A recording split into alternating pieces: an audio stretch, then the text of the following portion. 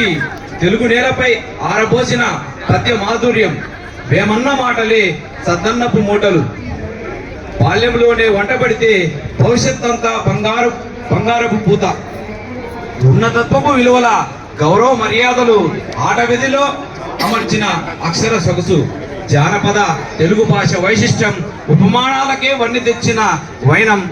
పద్యమగుటంతోనే శాశ్వత కీర్తినార్జించే జలపాతముల అక్షరపు పరవళ్ళు. లోక సూక్తుల నిధుల సారాంశపు సౌందర్యం.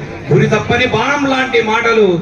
లోక అనుభవాల మాటల మాంత్రికుడు. సరళ పదాల లాలిత్యంలో అల్లికలు. ఆలోచనలు రేకెత్తించే ప్రశ్నల వర్షం. తెలుగు సాహిత్యంలో అతనే ప్రజాకవి. వ్యక్తిత్వ వికాసానికి వేమన్న పద్యాలు. ఒక్క పద్యం చదివినా చాలు. మార్పునకు కంఠం పట్టిన పద్యం వంట పట్టినా చాలు. జీవన ప్రయాణంలో ఆత్మజ్ఞానిగా నిలుస్తాను. అందరికీ నమస్కారం.